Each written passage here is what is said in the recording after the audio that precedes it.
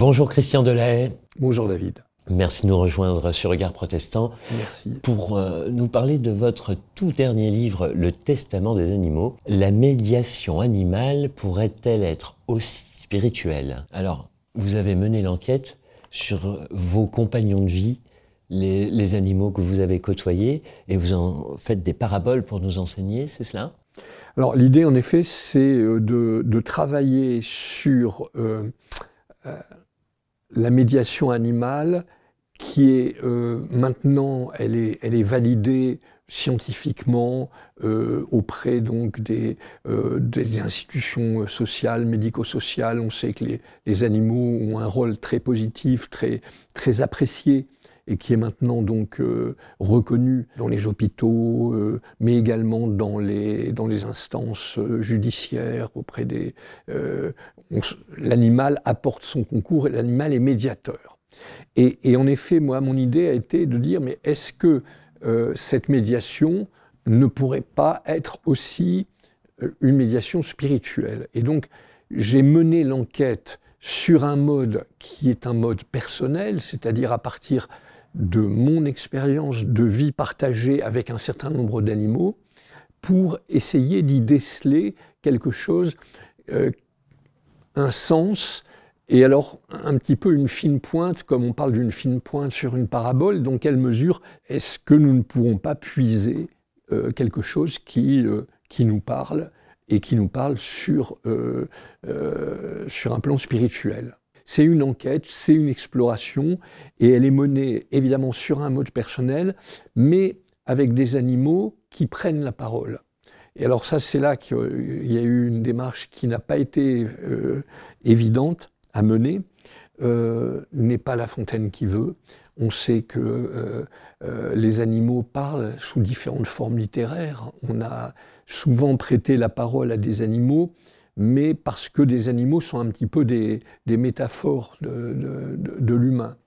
Là, il s'agit de déceler quelque chose qui serait une parole purement animale.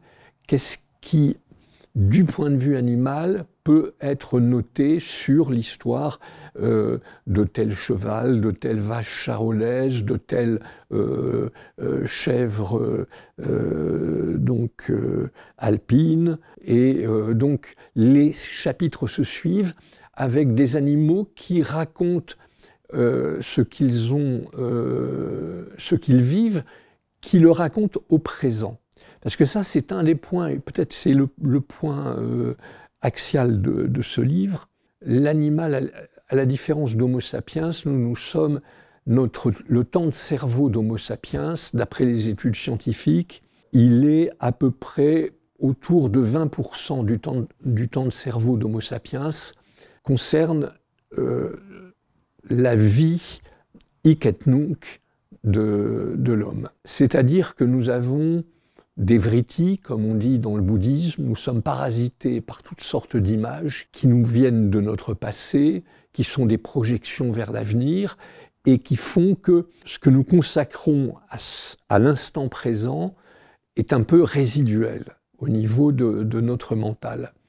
L'animal, lui, il est plongé totalement dans l'instant. Il vit sans projection, il vit simplement. Donc il y a là-dessus une simplicité du regard animal que j'ai essayé de retrouver. Un grand scientifique qui est Konrad Lorenz, qui est le père de l'éthologie, qui a travaillé, qui a consacré sa vie à étudier le comportement d'animaux, et en particulier des oies et des oies sauvages. Konrad Lorenz dit scientifiquement, je suis incapable de vous dire ce qui se passe dans la tête de ce jard que j'affectionne particulièrement, que je n'avais pas vu depuis 2 ans, que tout à coup je retrouve, qui me retrouve, et qui, en me voyant, se met à battre des ailes, à pousser des cris de joie, et se précipite vers moi. Et donc je ne peux pas vous dire avec une certitude scientifique ce qui se passe dans le cœur et dans le cerveau de ce jard. Je peux simplement vous dire que ce jard bat des ailes, qu'il pousse des cris de joie, qu'il vient se jeter vers moi. Et donc ça, je peux le valider scientifiquement. Et donc finalement, c'est ma démarche par rapport à ces histoires d'animaux, à ces paraboles animalières.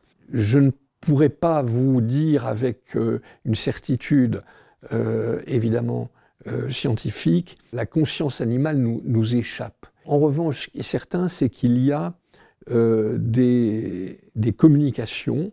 L'animal, Aristote dit, ce qui distingue l'homme de l'animal, c'est la parole. L'animal n'a pas la parole.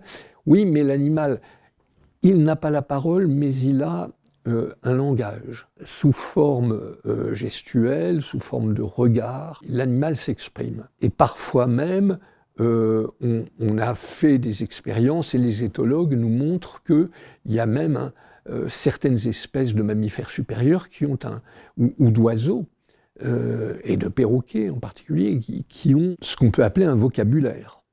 J'ai, comme beaucoup de gens, une attention que je porte à l'animal, parce que la question animale est devenue aujourd'hui une question vraiment très prégnante pour beaucoup. Moi, j'ai cette expérience liée à une vie qui se passe maintenant à la campagne avec des animaux. Et moi, ce qui m'a intéressé, c'est d'investiguer ce contact, ce lien avec l'animal. Quelque part, nous sommes faits de la même glaise, nous sommes embarqués dans la même arche. Aujourd'hui, on parle beaucoup des inquiétudes sur l'avenir de l'espèce humaine, l'avenir des espèces vivantes, la biodiversité, l'avenir de la Terre. On a beaucoup d'appréhension à ce sujet-là. Si on ouvre le livre de la Genèse, il y a quand même cet épisode qu'on retrouve dans d'autres religions qu'abrahamiques, l'épisode du déluge. Nous voyons Noé qui embarque des couples d'animaux, de toutes les espèces animales, à bord de son arche pour les sauver du déluge.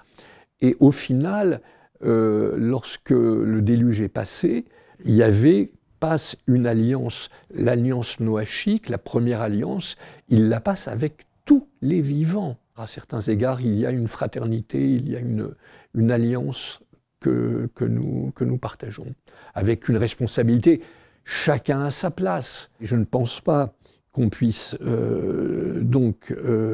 bien sûr nier les spécificités des espèces. Je n'entre pas dans la catégorie dite spéciste ou antispéciste. Je pense que chacun a sa place, à sa position, à son expérience de vie, mais que ces expériences de vie, elles sont en partage, elles se retrouvent. Et donc, ce livre, ce sont des petites histoires, des petites paraboles qui se suivent, j'ose le dire, qui relèvent du divin. Mais ce que peut-être vos lecteurs ne savent pas, c'est que vous vivez avec des animaux depuis pas mal de temps. C'est pas l'Arche de Noé, la Normandie, mais vous avez vécu entouré d'animaux et vous vivez au quotidien, vous vous occupez de votre chevreret, de vos animaux domestiques, de votre chien. De ce fait, le testament des animaux, dans le testament des animaux, vous donnez vraiment la parole aux animaux. Il faut bien le comprendre. Et on va prendre un seul exemple pour avoir une bonne page avec vous. Vous évoquez dans le testament des animaux un grand chien doux et affectueux et la question de la non-violence. Oui, ce grand chien, en l'occurrence, il a un nom, il s'appelle Falco, c'est un bouvier bernois magnifique. Et c'est un chien magnifique, il est grand, il est puissant, il a une force, il a une fougue, il a une énergie remarquable. Et un jour, je raconte, ou plus exactement, il raconte dans le chapitre qui lui est consacré, comment il se fait surprendre par un chien d'attaque bien plus puissant que lui, qui le guettait, qui se jette sur lui, qui s'apprête à l'égorger. Et moi, ce qui m'a, dans cette séquence, ce qui m'a véritablement impressionné, c'est comment Falco a subi cette attaque sans manifester la moindre résistance. Il s'est totalement abandonné à la violence déchaînée de son agresseur et objectivement, il aurait pu ne pas en réchapper. Sa vie s'est trouvée vraiment sous les crocs de ce tueur. Et finalement, cette non-résistance, là on retrouve des thèmes qui sont, c'est Lanza del Vasto, c'est Dostoïevski, c'est qu'est-ce que, face à la violence, comment devons-nous nous comporter? Et cette non-résistance au mal et à la violence, c'est celle de Jésus.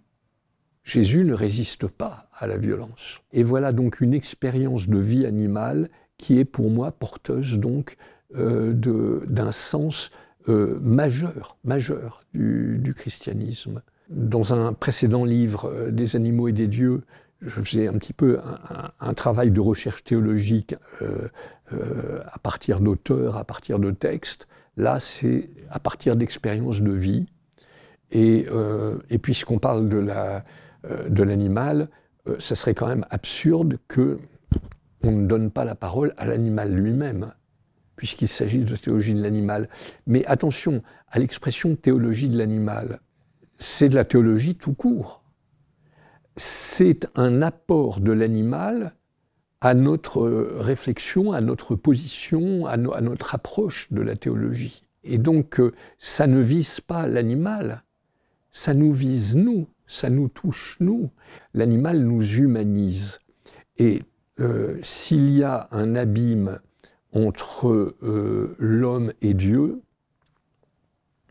et que c'est cet abîme que Jésus vient combler par l'incarnation, il y a entre l'homme et l'animal, il y a des différences, il ne s'agit pas de les nier, mais elles sont mineures par rapport aux apports que nous pouvons recevoir de la part de l'animal.